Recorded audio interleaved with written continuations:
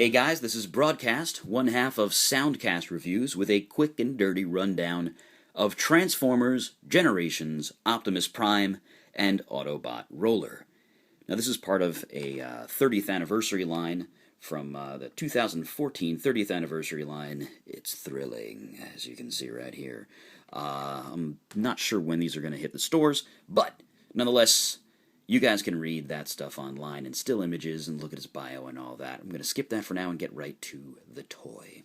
Now, this thing comes packaged with these two little flaps down. Let's jump right into it here. Comes packaged with these things down. They are supposed to go up, I think at least. I haven't even looked at the instructions yet. But here we go. Very sort of iconic Generation 1 silhouette to him. And he looks pretty cool.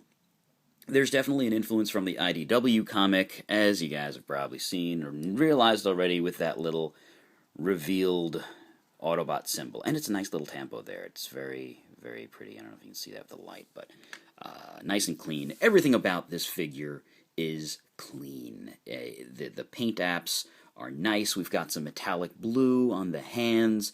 The face... They only did a little bit of silver on the face plate, and it looks like the eyes are actually silver.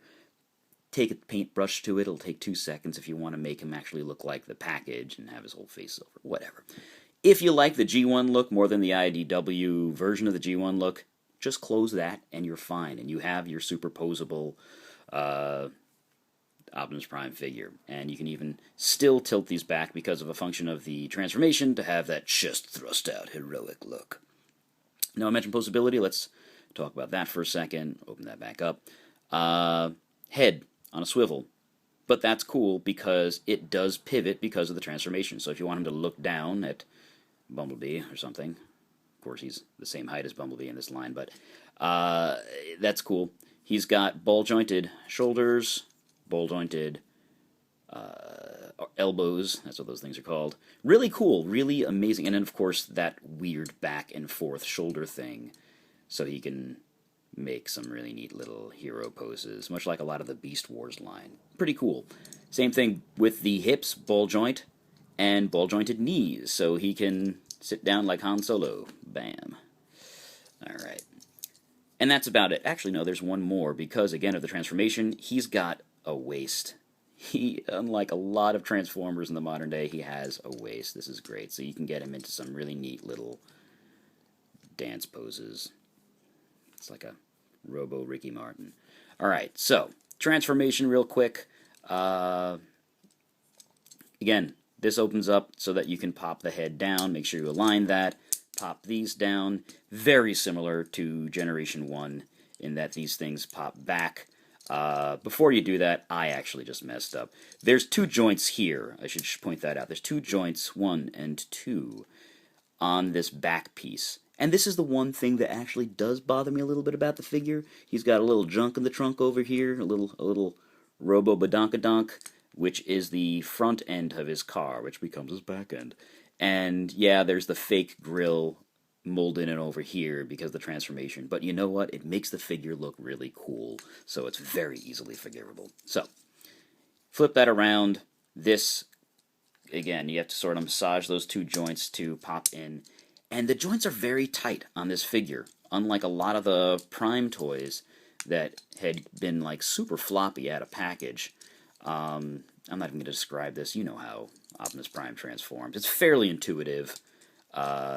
Again, these things fold back. There's a bunch of little pegs and whatnot that align eventually. And where he holds the gun, it's open there. It's not just a hole. That sort of clips onto his midsection there to hold in nice and tight. Very, very well designed. I like it. Very well designed robot mode. We'll get to that later. There's a joint here, if you see, where the tummy used to be. That pops up, and these come together. Now, this is the one weakness, I think, of the figure, is that that's the truck mode. Well, after this pops in. This is the truck mode. So, not necessarily the Pork Chop Express. These things kind of pop up out of nowhere. There are feet. He's feet. This is an ATST. This is a chicken walker. But that's fine. When are you really going to do this? When are you not going to have this in robot mode, punching things? Alright, let's talk about the other thing the figure comes with. It is Roller. roller, roller, roller. No, there's a little point there to pop the gun on, which is awesome.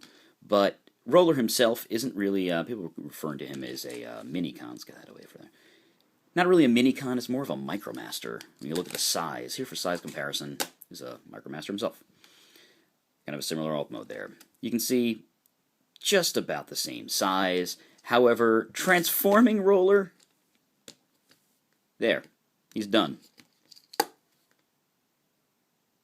Enough said. Alright. The reason why he's so simple is that the intent of this is that he is a target master.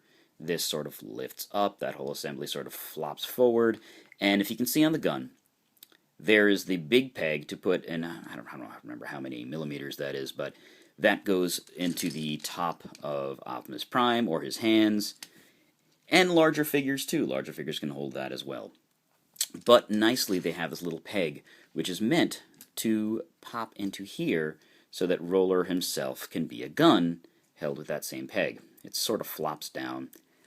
Not the best thing in the world. I'm probably never going to display it like this. But the nice thing about it is that because you have this other sized peg there, if you have your other Legends figures, it does fit perfectly in their hands. So here you have Blue Streak in, there we go, bam. It's like a John Woo movie. Alright. Let's put this guy back in robot mode. I'll give you some size comparisons. Again, really easy. Just sort of flops back there. Bam. That snaps down. Pop these open. The head comes up. The head should come up. In theory, the head comes up. There we go. Very nice, tight limbs. The plastic used on this, it's a combination. There's three different kinds of plastic that I can see here. But around here where the ball joints are, it's that like softer, almost more, I don't know. It seems very much more durable than a lot of the other figures that we've seen with that hard, brittle plastic on the ball joints that just get floppy in a second. So very nice, very nice. For size comparison, using some recent figures here, here he is next to Ultra Magnus. They do kind of go together. I like that. See? So, until we have an awesome Generation 1 Ultra Magnus, Cyberverse, whatever, there's your substitute. Next to another modern figure, here's Prowl. You already saw him. Or you already saw this guy. What's that dude? Yeah, so really cool. I liked him. This thing is a little superfluous, but it's a nice addition. I appreciate the thought, guys, you know. And that's it. That is Optimus Prime. I would, if you see this guy, here, just pop this in there, because I don't think I actually saw him with his gun yet. There you go. Look at that. Rawr. If you see this guy in the store, grab him. Really, really cool. And fits in very nicely with the other G1 Legends. So, there you have it. Thanks, guys.